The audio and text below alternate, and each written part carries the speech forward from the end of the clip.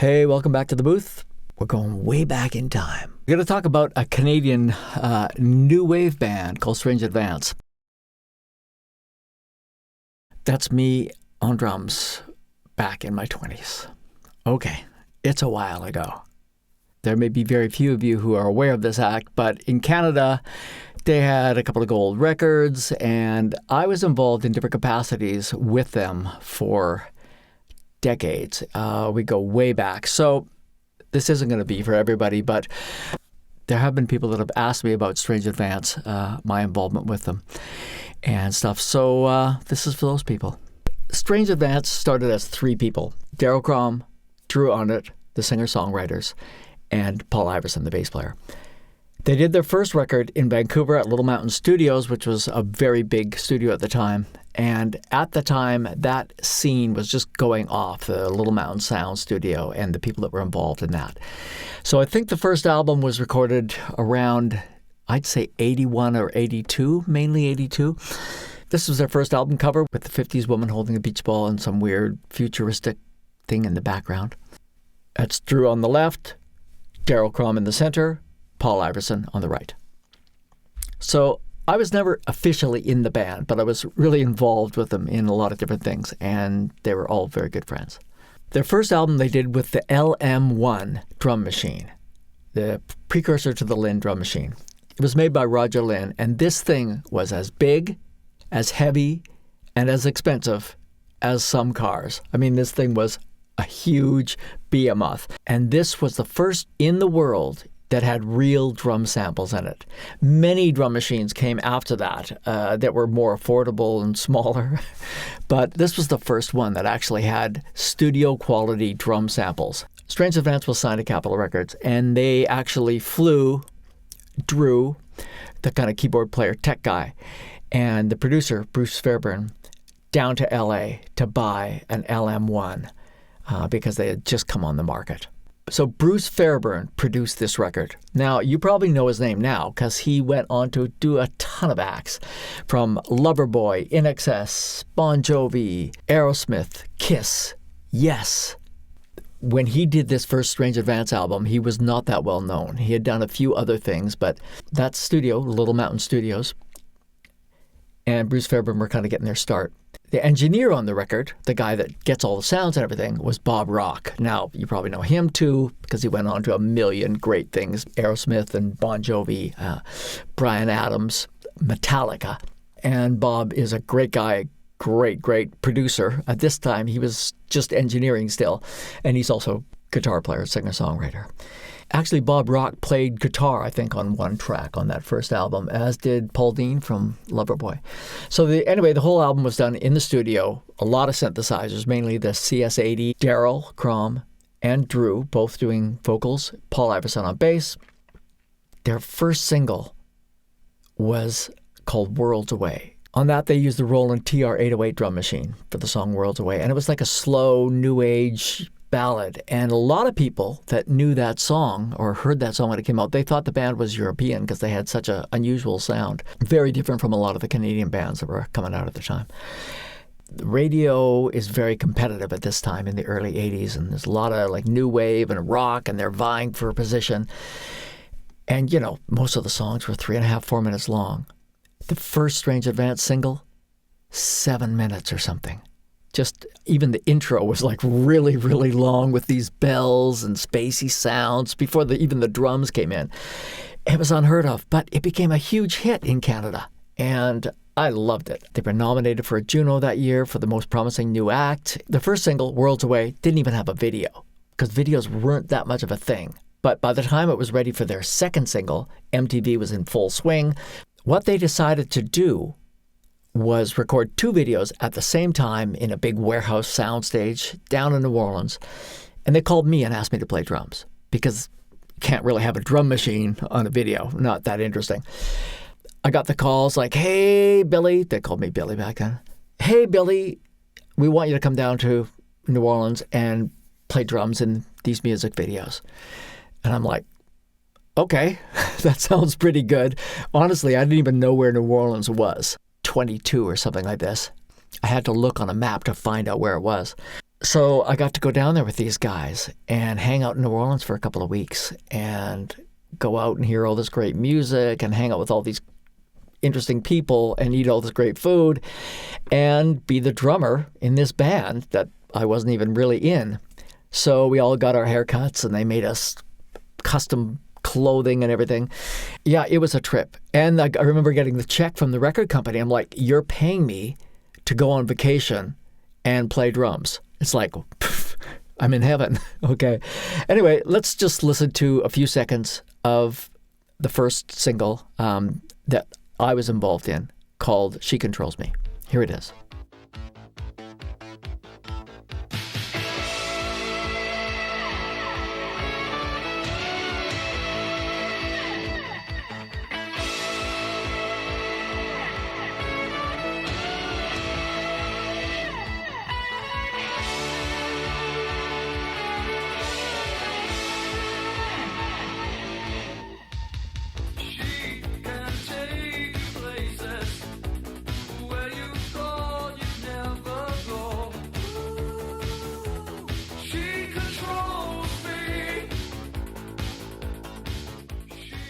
Okay, I know it's dated, and we're all trying to look really serious. They were like, don't smile. No, we're going to look really serious like we're robots or something. Anyway, here's a shot of Daryl and I. I wasn't able to bring a full drum set, so they just said, let's put some stuff together that looks cool. So what I did, I said, okay, I want some rototoms, and I thought I'll just set them up so they kind of look interesting. Then I took 2 Paiste cymbals, and I cut one into a triangle with a jigsaw, and one into a square. I thought that would look really cool. So if you look in the video, you can kind of see, I'll play a little bit here. In slow motion, you can see there on my left, there's a triangular symbol. On my right, there's a square symbol. I used the metalworking shop at Drums Only, the world's biggest drum store. Thank you, Ray Ayotte and the gang. That was the first video. Then we did another one called Love Games. Shot it in the same warehouse. And the background here is supposed to look like a game board. Let's look at a couple of seconds of that video.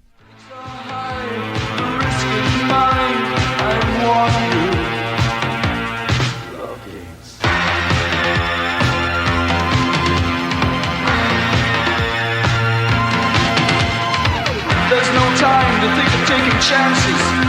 We take them. We're all gonna die from something. These are modern days after all.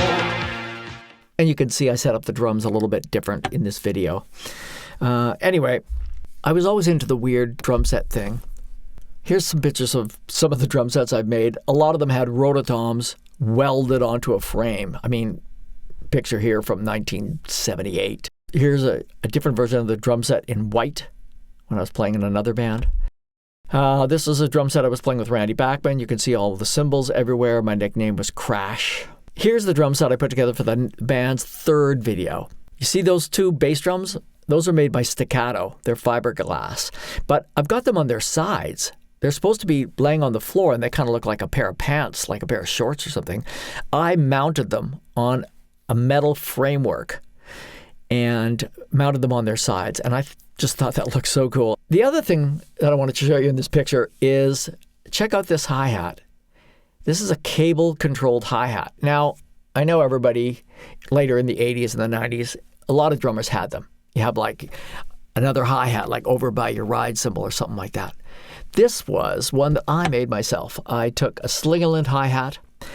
I took one upper shaft with the spring, and I took another one, and I cut it up and put it on the floor, and I used a bicycle cable between the 2 of them. I just wanted to point that out because, to my knowledge, that was the first remote control hi-hat. Then the band did their second album called 2. Now, the band had done very well with their first record, so they got even more money to make their second record, which, of course, you always owe the record company for the rest of your life. To do the second album, they decided to go to the UK to record because they were going to be produced by Michael Kamen. Michael Kamen, he did soundtracks for over 80 films in his life. He's dead now. Very famous for his work with Pink Floyd and his work with strings, orchestras. He's one of the few people that actually worked with Roger Waters and David Gilmour from Pink Floyd separately when they had their falling out, worked with a lot of people. So they go to London to work in Britannia Row Studios. Britannia Row is the studio owned by Pink Floyd. To work with Michael Kamen, and it did not go well. Oh my God. They had Andy Newmark on drums. Andy Newmark, here's a picture of him when he was young. One of the original members of Sly and the Family Stone. He was the drummer for Roxy Music for most of their life. He played drums for Rod Stewart, Sting, a bunch of people. So they got him on the record. Really cool. They had Earl Slick doing a bunch of guitar. I mean, Earl Slick is another guy who's just played with everybody, most notably Bowie. He did Diamond Dogs, Young Americans. He's played guitar with Mick Jagger, John and Yoko. On that record, they had Keith Scott as a guest play guitar from Bryan Adams. Michael Kamen actually played oboe on one track. So anyway, they go to England. There's a picture of Michael Kamen. There's a picture of Michael Kamen playing pinball. Here's a picture of Michael Kamen directing some of the members of the London Philharmonic, doing the strings at the intro of what became their biggest hit, probably, called We Run. There's a picture of Hans Zimmer in the studio. Hans Zimmer's done over 150 soundtracks in his life, and including the most recent Dune movie. Amazing.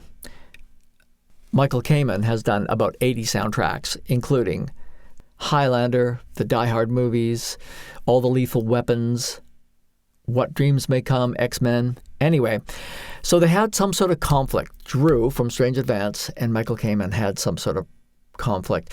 All of a sudden, they've been doing all this recording, and then Michael Kamen says we have to start mixing the album tomorrow. And they're like, oh no, we've got a bunch of more stuff to do. And I don't know, they had some sort of blowout. I don't know exactly what happened, but they came home from England and to Canada and started working in Toronto in a different studio and decided to keep working on it and change a bunch of stuff. And the tragic thing is those strings they had recorded, they got erased somehow. So that wasn't good. Anyway, they come back to Canada. They keep working on the record. They release it. Drew Arnott ended up being the producer, and it ended up doing pretty well. Went gold for them in Canada. Had quite a few big hits. We Run being the biggest one.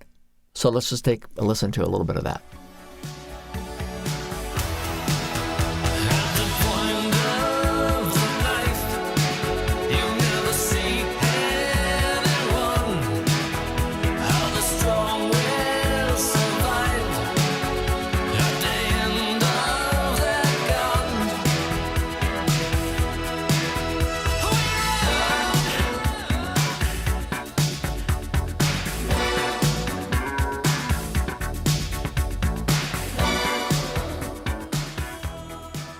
Yep, you gotta love those 80s music videos. That's like 1985. Strange Advance almost never did any touring. They almost never played live anywhere, anytime, except for, I think, in 85. They did go out and tour after that second record was released. And this is a laminate from the Tina Turner tour that they were on. And here's a bit of live footage of them playing on that tour in 1985.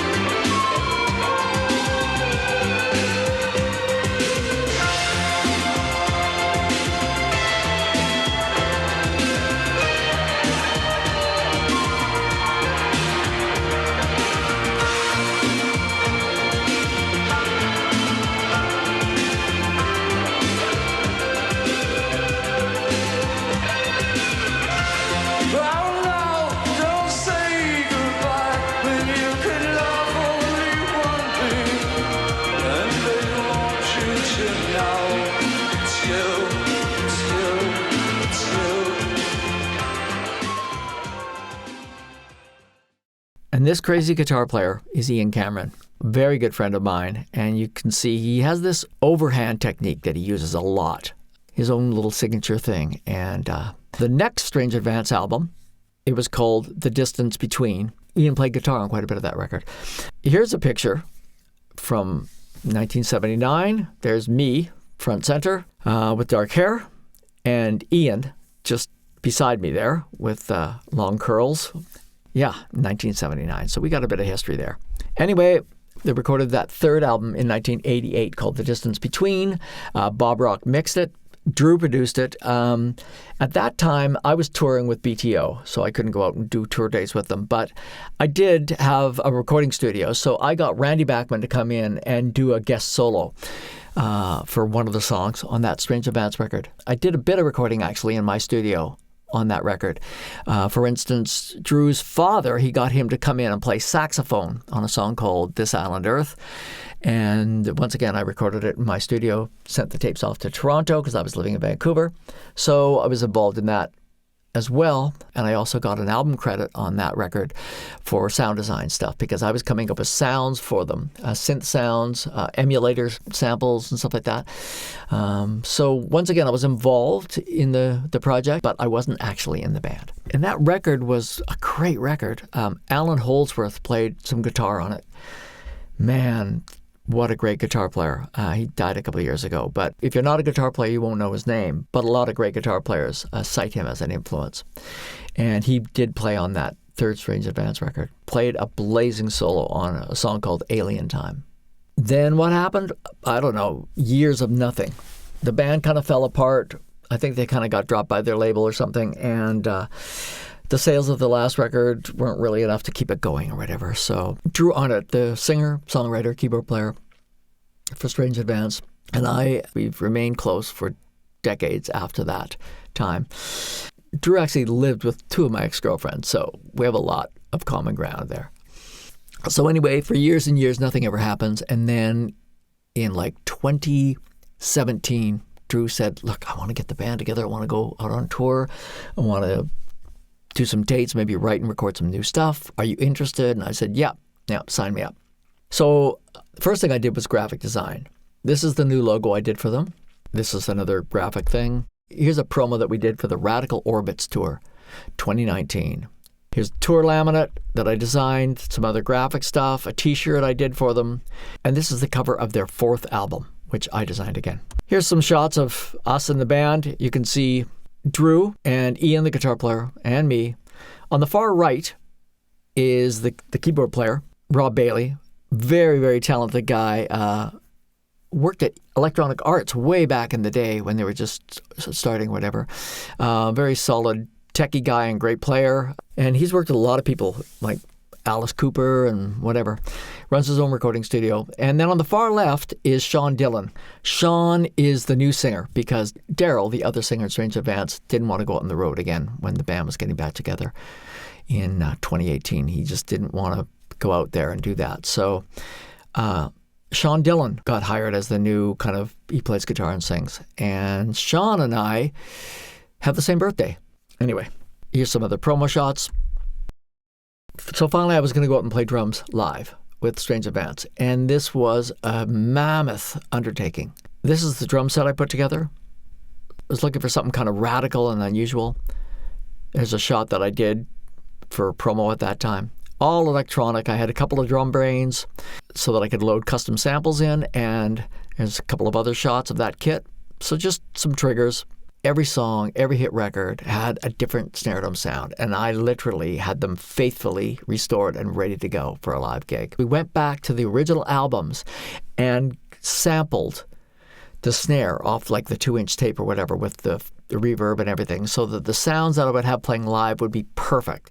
Right back to that LM1 snare drum sound from the first record. We're getting ready. I go to Vancouver and spend a few weeks rehearsing there in a professional rehearsal zone. So we get everything set up. We're all using in-ears. Now, you've probably seen my video on in-ears. They're the best thing ever. Not cheap. I mean, the ones that I had were a couple of $grand, but they sound amazing. And they block out all the sound so you can listen at a quieter volume and you can hear everything wonderfully. So we were all on in-ears rehearsing and getting all that tech side together because we have a lot of tech with this band, a lot backing tracks and all sorts of samples and things. But our big anchor date is the Roxodus Music Festival. It's going to be the biggest music festival in Canada.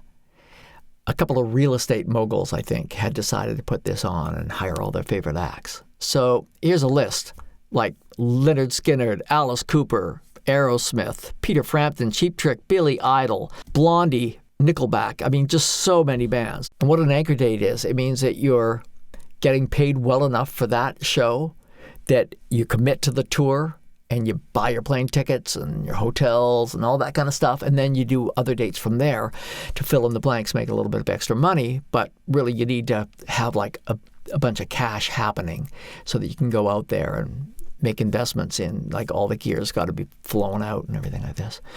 So we rehearse all day, every day in Vancouver, going through these songs, getting them down. And it's like 3 days from when we leave to get on the plane and go to Toronto to start doing all these tour dates. And all of a sudden, out of the blue, the Roxetus Festival is canceled. I've been getting drum sounds together and rehearsing every day for months. And then I go to Vancouver to rehearse with the band, and then the whole thing gets canceled. So that whole tour ended up getting canceled. That was it. That was the end of my Strange Advance thing. I had passed up a whole bunch of DJ gigs to do this tour in 2019, and then the tour gets canceled, and I come home and I haven't made $1. And I've been working on this for months. So that was the end of that. When the band decided to get back together and go out on tour in like 2022, I just said, look, I can't do it. But anyway, the band, they're out doing it, and they're doing some dates. We can watch a few seconds here of one of their live shows.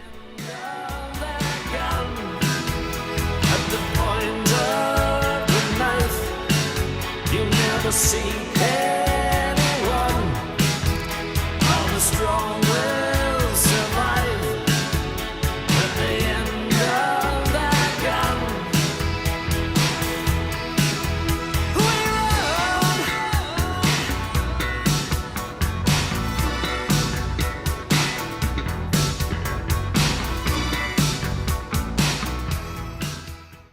So that's the story. My involvement with Strange Advance started officially in New Orleans in 1982, and almost 40 years later, I was still involved doing something. So I know a lot of you may not be familiar with the music, but if you're Strange Advance fans, I hope this was interesting. Thanks a lot. See you next time.